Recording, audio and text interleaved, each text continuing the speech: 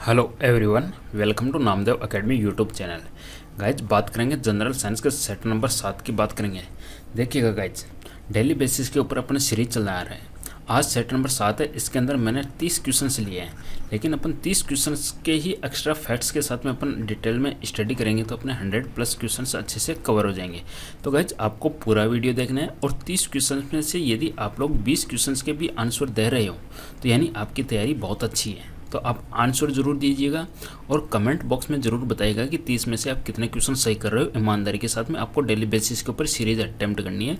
यदि इस तरीके से आप सीरीज़ अटैम्प्ट करते हो तो आपकी तैयारी अच्छे से होती जाएगी, आपको बुक्स वगैरह पढ़ने की ज़रूरत नहीं पड़ेगी। इसी के साथ में आपकी एक्स्ट्रा जो तैयारी है एक्स्ट्रा फैक्ट्स के साथ में अच्छे से होती चलेगी और जब एग्ज़ाम अटैम्प्ट करोगे तो ऑटोमेटिक आपके अंदर कॉन्फिडेंस आएगा। तो गाइस जो एक्स्ट्रा डिटेल्स है आप उसको कॉपी पर लिख लीजिएगा, आपके बहुत काम आएगी। तो सेट नंबर 7 की बात करेंगे गाइज। वीडियो को लाइक कर दीजिएगा, चैनल को सब्सक्राइब कर दीजिएगा। तो आज का जो गाइज पहला क्वेश्चन है, लार का पीएच मान कितना होता है। आपसे पूछा गया कि लार की गाइज जो पीएच वैल्यू होती है वो कितनी होती है। क्वेश्चन नंबर 1 है अपना। टोटल 30 क्वेश्चन इस वीडियो के अंदर कवर करने वाले अपन। पीएच लार की पूछ के गाइज, लार को इंग्लिश में बोला जाता है सलाइवा। इसकी पीएच वैल्यू कितनी होती है तो गाइज यहाँ पे आपका करेक्ट आंसर हो जाएगा ऑप्शन नंबर ए, 6.8 होता है। तो ठीक है, ध्यान में रखिएगा। अब देखिएगा इसके बारे में थोड़ा सा अपन लार के बारे में कुछ एक्स्ट्रा चीज़ें पढ़ लेते हैं। लार का काम क्या होता है जी गाइज, लार के अंदर एक एमाइलेज एंजाइम पाया जाता है। कौन सा एंजाइम? एमाइलेज एंजाइम पाया जाता है, जो क्या करता है गाइज, स्टार्च को कन्वर्ट कर देता है किसके अंदर? शर्करा के अंदर। ठीक है गाइज, और ध्यान में रखिएगा लार से एक हार्मोन भी निकलता है। उस हार्मोन का नाम क्या है? Gastrin hormone. ये आपको ध्यान में रखना है। दो चीज़ें यहाँ से कंफर्म याद कर लीजिएगा। लार के अंदर एमाइलेज एंजाइम पाया जाता है जो स्टार्च को शर्करा में बदल देता है, साथ साथ में गैस्ट्रिन हार्मोन भी यहाँ से स्रावित होता है।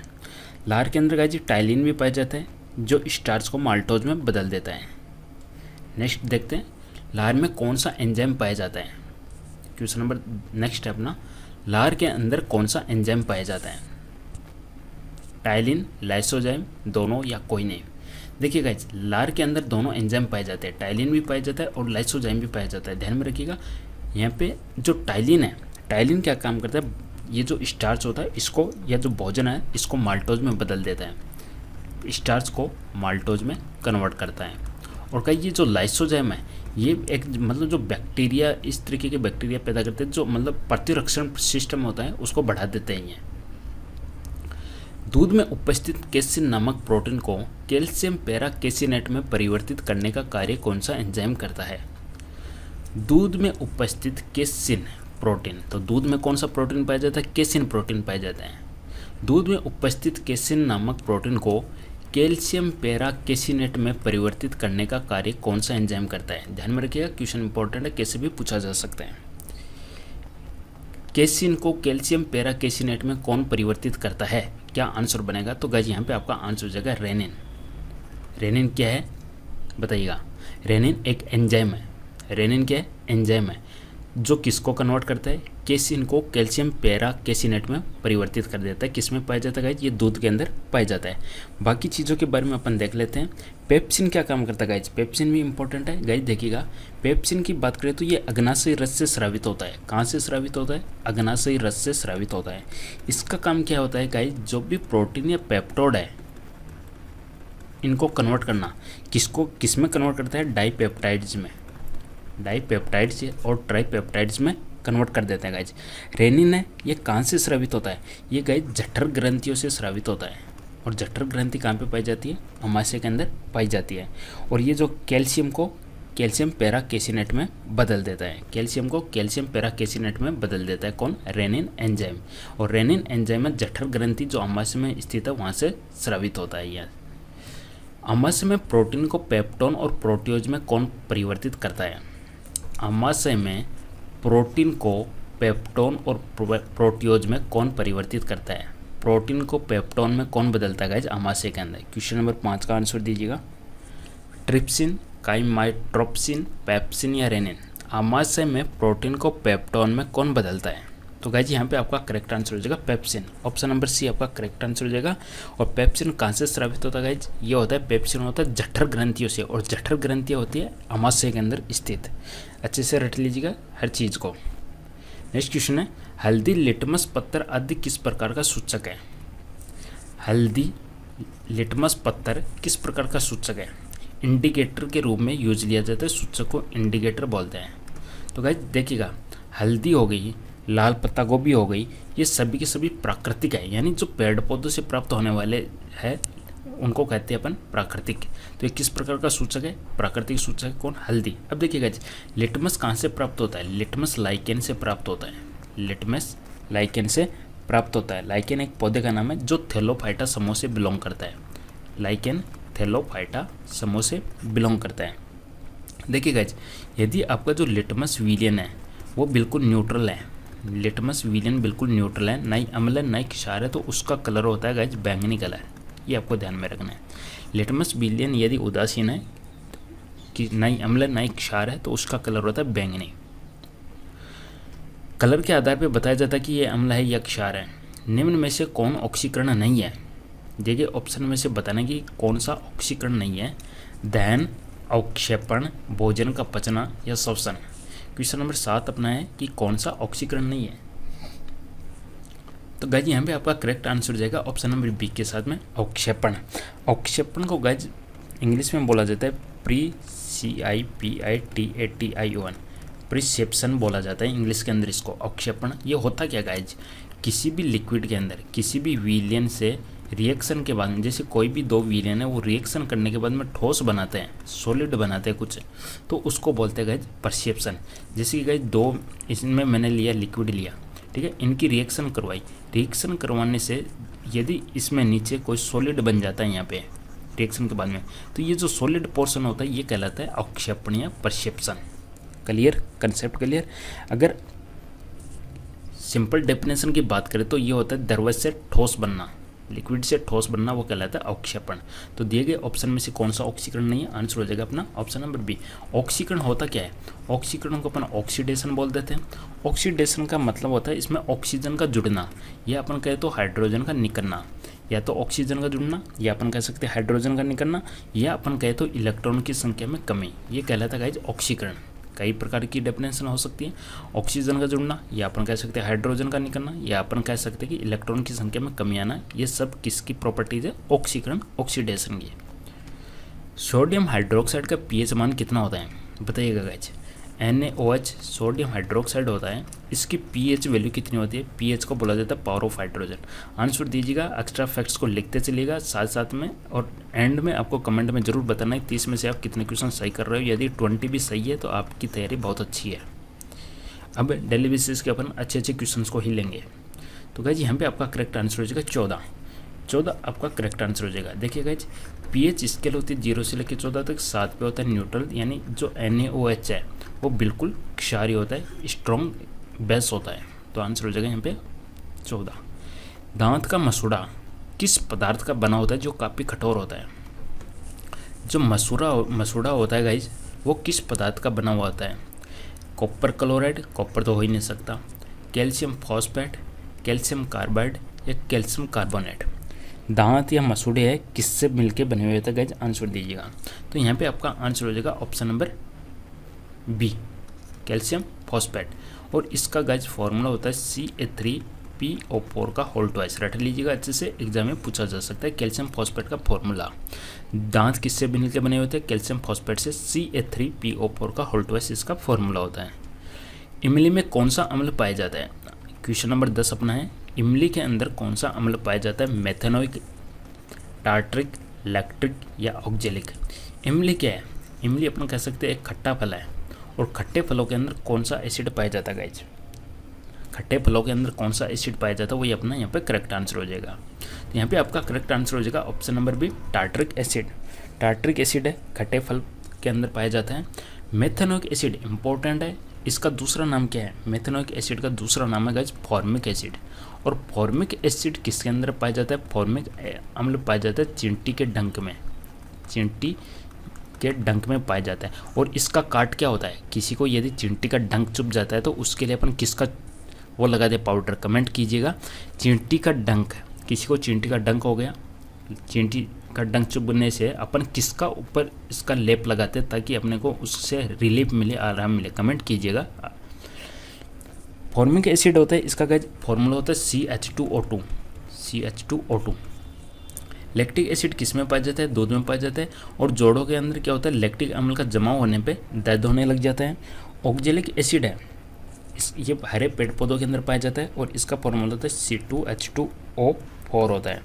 लैक्टिक एसिड के फॉर्मूले की बात करें तो C3H6O3 होता है, जो गठिया रोग हो जाता है और वहाँ पे लैक्टिक एसिड जोड़ों में जमा होने लग जाता है। और टार्टरिक एसिड का गाइज फॉर्मूला होता है C4H6O6, ये पाया जाता है खट्टे फल फ्रूट्स के अंदर। सब चीज़ें क्लियर है। टार्टरिक पाया जाता है खट्टे फलों में, मेथेनोइक एसिड या फॉर्मिक एसिड चींटी के डंक में पाया जाता है, लैक्टिक अम्ल दूध में पाया जाता है, ऑक्जेलिक एसिड होता है हरे पेड़ पौधों में पाया जाता है और सबसे ज़्यादा पालक में पाया जाता है ऑक्जेलिक एसिड। नेक्स्ट क्वेश्चन है, दानेदार जस्ता पर तनु सल्फ्यूरिक अम्ल H2SO4, जिसे अम्लों का राजा कहा जाता है, तनु सल्फ्यूरिक अम्ल डालने पर कौन सी गैस उत्सर्जित होती है? गाइज जिंक है, उस पर H2SO4 की रिएक्शन करवाए तो कौन सी गैस निकलेगी? हाइड्रोजन, सल्फर डाइऑक्साइड, ऑक्सीजन या इनमें से कोई नहीं। क्या आंसर बनेगा यहाँ पे? तो यहाँ पे अपनी जो रिएक्शन बनेगी वो हो जाएगी ZnSO4 + H2। तो यहाँ पे कौन सी गैस निकलेगी? हाइड्रोजन। ऑप्शन नंबर ए आपका करेक्ट आंसर हो जाएगा। अम्लों का राजा किसे कहते हैं? तनु सल्फ्यूरिक अम्ल या H2SO4 को। नेक्स्ट क्वेश्चन है, मैग्नीशियम के रिबन के दहन होने पर किस प्रकृति का लौह उत्सर्जित होता है? ये क्वेश्चन 2-3 तरीके से पूछा जाता है कि मैग्नीशियम के रिबन का दहन करने पर क्या प्रोडक्ट बनेगा और किस प्रकार की लौह निकलेगी? लाल और चमकदार, नीली चमकदार, सफ़ेद चमकदार, हरी चमकदार। मैग्नीशियम के रिबन, जैसे कि गाइस मैग्नीशियम हो गया, इसका ऑक्सीजन की उपस्थिति में दहन हो तो क्या बनेगा? ये बनेगा 2MgO प्लस हीट निकलेगी प्लस लाइट निकलेगी। ये इसकी रिएक्शन होती है। तो यहाँ पे आपका आंसर हो जाएगा सफ़ेद चमकदार। ऑप्शन नंबर सी आपका करेक्ट आंसर हो जाएगा। मैग्नीशियम के रिबन के दहन होने की प्रकृति में लाइट निकलेगी और वो किस प्रकार की होगी? सफ़ेद चमकदार होगी और जो प्रोडक्ट बनेगा वो हो गया MgO, मैग्नीशियम ऑक्साइड। ध्यान में रखना। सिरके में कौन सा अम्ल पाया जाता है? Most important, most repeated questions और यहाँ पे फॉर्मूला 100% पूछा जाता है। जो सिरके के अंदर एसिड पाया जाता है उसका फॉर्मूला 100% एग्जाम में पूछा जाता है और कई बार पूछा गया है। तो आंसर दीजिएगा कि सिरके के अंदर कौन सा एसिड पाया जाता है और उसका फॉर्मूला क्या होता है गाइज। तो गाइज यहाँ पे आपका करेक्ट आंसर हो जाएगा ऑप्शन नंबर डी के साथ में एसिटिक एसिड, और इसका गाइज फॉर्मूला रट लीजिएगा CH3COOH। हर बार क्वेश्चन के एग्जाम के अंदर फॉर्मूला पूछा गया है यहाँ पे। मेथेनोइक एसिड अभी आपको बताया फॉर्मिक एसिड का ही दूसरा नाम है जो चींटी के डंक में पाया जाता है।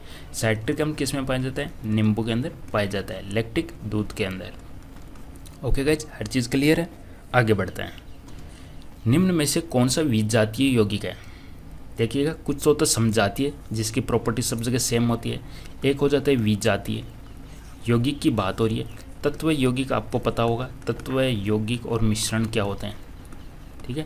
तत्व का मतलब जो सिंगल एलिमेंट होते हैं, यौगिक का मतलब होता है जिसमें रेशियो फिक्स होता है, किसी 2-3 पदार्थों को मिलाए और उनका रेशियो हर जगह फिक्स हो उसको कहते हैं यौगिक। लेकिन यदि मिला लें लेकिन रेशियो हर जगह फिक्स नहीं हो उसको कहते हैं मिश्रण। तो तत्व यौगिक मिश्रण आपको समझ में आ गया। और विजातीय का मतलब जहाँ पे वो सेम प्रॉपर्टी ना दर्शाए। निम्न में से कौन सा विजातीय यौगिक है? प्लास्टर ऑफ पेरिस, खड़िया, संगमरमर, चूना पत्थर। तो गाइस इंपॉर्टेंट क्वेश्चन है, यहाँ पे आपका करेक्ट आंसर हो जाएगा प्लास्टर ऑफ पेरिस। इसका फॉर्मूला क्या होता है? CaSO4.12H2O। और जिप्सम का क्या होता है? CaSO4.2H2O। जब जिप्सम को आप हीट करते हो तो आपको क्या मिलता है? POP, प्लास्टर ऑफ पेरिस मिलता है। जिप्सम का फॉर्मूला हो गया CaSO4.2H2O और प्लास्टर ऑफ पेरिस का हो गया CaSO4.12H2O। मधुमक्खी के डंक मारने पर किस पदार्थ से उपचार करना लाभकारी है? मधुमक्खी के डंक मारने से कौन सा चला जाता है बॉडी के अंदर? फॉर्मिक एसिड चला जाता है, फॉर्मिक अम्ल चला जाता है। और उसके लिए क्या कांटा होना चाहिए अपने पास में? तो उसके लिए होना चाहिए अपने पास में बेकिंग सोडा। बेकिंग सोडा बोल दीजिएगा, या बोल सकते हो आप खाने का सोडा, खाने का सोडा बोल सकते हो, या आप इसको बोल सकते हो NaHCO3 बोल सकते हो, या सोडियम बाइकार्बोनेट इसको बोल सकते हो। इसके कई नाम हैं, ठीक है। सोडियम बाइकार्बोनेट बोल सकते हो, फॉर्मूला NaHCO3 है, बेकिंग सोडा बोल सकते हो। तो फॉर्मिक एसिड का काट क्या है guys? NaHCO3, NaHCO3। Next question, मुंह साफ करने के लिए किस प्रकार के मंजन का व्यवहार करना चाहिए जिससे कि दंत क्षय रोका जा सके। दांतों की सफाई के लिए अपना जो टूथपेस्ट होता है, जो भी आप पतंजलि करते हो या कोलगेट करते हो, जो भी है, तो उसकी वो किस प्रकार का होता है, एसिडिक होता है या क्षारीय होता है या उदासीन होता है या सभी प्रकार का होता है। मुंह साफ करने के लिए अपन जो टूथपेस्ट काम में लेते गाइज, वो किस प्रकार का होता है। तो आंसर हो जाएगा यहाँ पे क्षारीय दंत मंजन। ऑप्शन नंबर बी आपका करेक्ट आंसर हो जाएगा, क्षार बेस होता है। निम्न में से कौन अधातु विद्युत का सुचालक है। अधातु है और विद्युत का सुचालक है। अधातु आपको पता है, आप देखोगे ये तो हो गए धातु मेटल्स, ये हो गए नॉन मेटल्स। तो इधर है कार्बन आता है, इधर की साइड कार्बन आता है और कार्बन के अपरूप होते हैं हीरा, ग्रेफाइट और फुलरेन। तो गाइज कॉपर तो आपका मेटल हो गया, ठीक है। तो हीरा और ग्रेफाइट ये दोनों कार्बन के अपरूप है, इसका मतलब अधातु है। अधातु है और विद्युत का सुचालक कौन सा है, आंसर हो जाएगा यहाँ पे ग्रेफाइट। ऑप्शन नंबर ए आपका करेक्ट आंसर हो जाएगा। निम्न में से किस धातु को चाकू से काटा जा सकता है। कौन सी धातु है जिसको आसानी से चाकू से काटा जा सकता है। मोस्ट इंपॉर्टेंट और मोस्ट रिपीटेड क्वेश्चन है गाइज। किस धातु को आसानी से चाकू से काटा जा सकता है। मैग्नीशियम, सल्फर, सोडियम या क्रोमियम। तो यहाँ पे आपका करेक्ट आंसर हो जाएगा option number C, sodium. Sodium के अलावा भी और धातुएं होती है गाइज, जिन धातुओं को बोलते हैं sodium, magnesium, potassium. Sodium magnesium नहीं होता गाइज, इसका होता है सोडियम हो गया अपने पास में, लिथियम हो गया, पोटेशियम हो गया और सीजियम हो गया। लिथियम, सोडियम, पोटेशियम, सीजियम, इन धातुओं को अपन चाकू से आसानी से काटा जा सकता है। और इसके पीछे का जो रीजन होता है क्यों काटा जा सकता है, क्योंकि इनके अंदर जो धात्विक बंध होते हैं बहुत ही ज़्यादा कमज़ोर होते हैं। इन धातु होते हैं, धातु को अपन आसानी से नहीं काट सकते, लेकिन ये जो धातु है चार, इनको चाकू से आसानी से काटा जा सकता है क्योंकि इनके अंदर जो धात्विक बंध है, मेटेलिक बॉन्ड है, वो बहुत ही ज़्यादा कमज़ोर होते हैं। ये इसका रीजन है, एग्जाम में रीजन में पूछा जा सकता है। जस्ते का अयस्क है, जिंक होते हैं, इसके और का नाम बताना है, इसका अयस्क कौन सा है गाइज, फॉर्मूला भी आपको बताना है यदि आप लोगों को पता है तो। जिंक ब्लेंड का फॉर्मूला हो जाता है गाइज ZnS। बॉक्साइट का फॉर्मूला हो जाता है गाइज Al2O3.2H2O। सोडियम क्लोराइड का आप सभी को पता है, और शिनेबार का होता है गाइज HgS। तो गाइज देखिएगा, ये तो किसका हो गया, जिंक ब्लेंड हो गया, जिंक का अयस्क। बॉक्साइट किसका अयस्क हो गया, एल्यूमिनियम का। सोडियम क्लोराइड हो गया, लवण हो गया, और शिनेबार किसका अयस्क हो गया, मैग्नीशियम, और ये है सल्फर। तो यहाँ पे मैग्नीशियम का अयस्क हो गया शिनेबार, जिंक ब्लेंड हो गया जिंक का। तो फॉर्मूला भी रट लीजिएगा अच्छे से। नेक्स्ट क्वेश्चन है, एल्यूमिना का विद्युत अपघटन करने पर एनोड पर कौन सी गैस जमा हो जाती है। एल्यूमिना की बात करें तो गाइज Al2O3 इसका फॉर्मूला होता है। यदि आप इसका विद्युत अपघटन करते हो तो एनोड पे क्या जमा होएगा, एनोड आपका पॉजिटिव होता है और कैथोड आपका नेगेटिव होता है। तो एनोड पे कौन सा जमा हो जाता है गाइज, तो दिए गए ऑप्शन में से हाइड्रोजन, नाइट्रोजन, कार्बन डाइऑक्साइड या ऑक्सीजन। एल्यूमिना का विद्युत अपघटन करने पर एनोड पे कौन सी गैस जमा हो जाती है, तो आंसर हो जाएगा आपका oxygen gas. Option number D.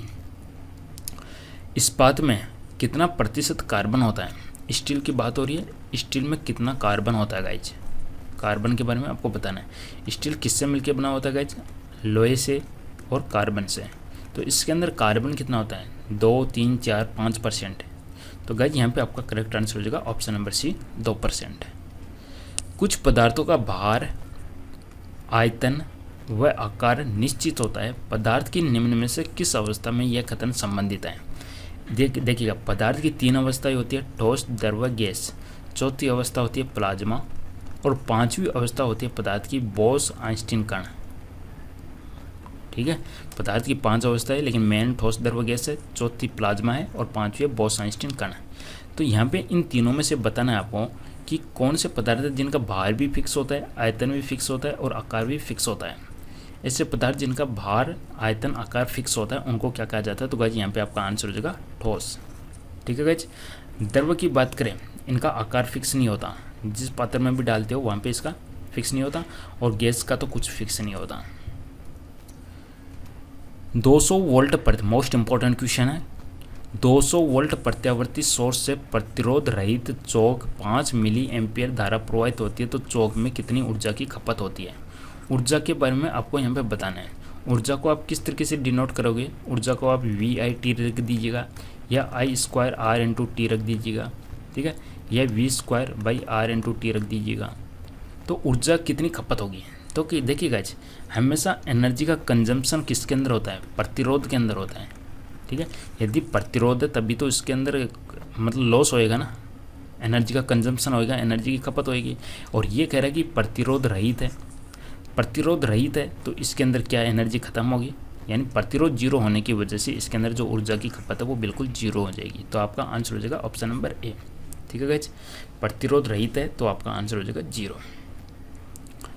Proton का भार होता है, प्रोटॉन का भार कितना होता है गाइज, ऑप्शन आपके सामने 1.67 इंटू 10 की पावर माइनस 27 के जी या 1.67 इंटू 10 की पावर माइनस 31 के जी। प्रोटॉन का भार कितना होता है, प्रोटॉन का वेट पूछा गया है। तो गाइज यहाँ पे आपका करेक्ट आंसर हो जाएगा ऑप्शन नंबर ए। प्रोटॉन का वेट होता है 1.67 इंटू 10 की पावर माइनस 27 के जी।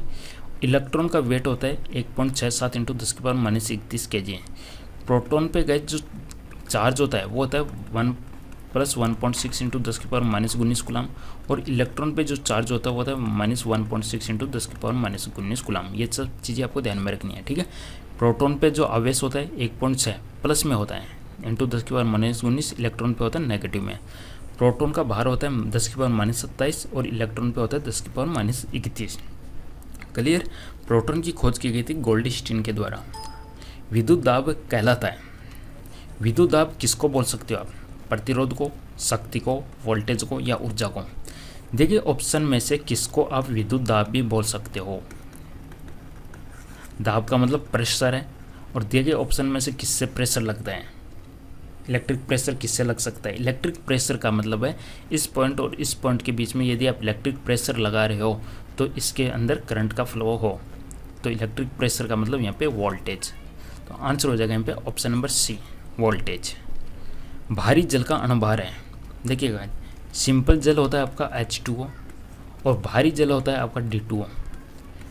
H2O ऑक्सीजन का जो मॉलिक्यूलर वेट होता है, ऑक्सीजन का मास होता है 16, हाइड्रोजन का होता है 1, तो इसका तो कितना हो गया, इसका तो होता है 18, 16 2 18।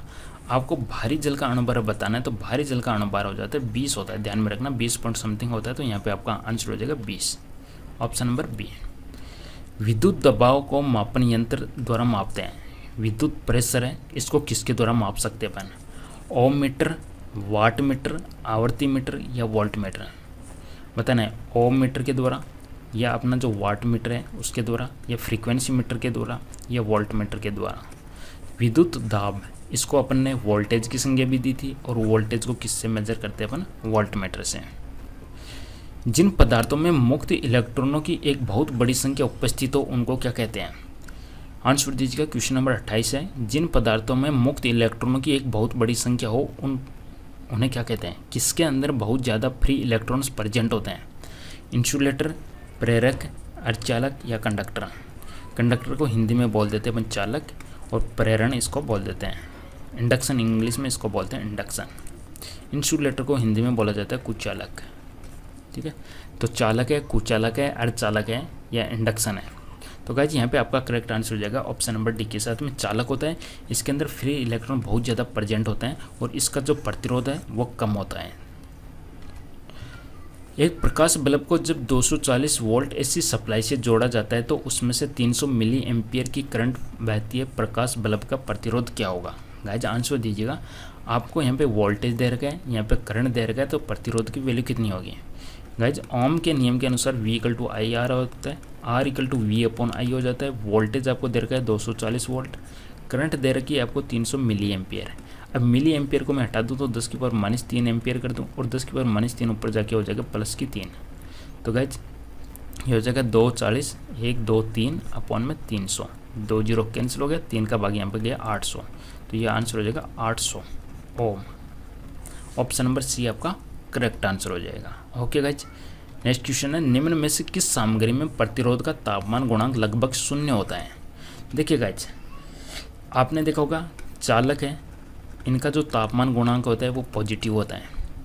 अर्धचालक होता है, इनका तापमान गुणांक नेगेटिव होता है, यानी चालकों का तापमान बढ़ाने पे उनका प्रतिरोध बढ़ता है, अर्धचालकों का तापमान बढ़ाने पे उनका प्रतिरोध घटता है।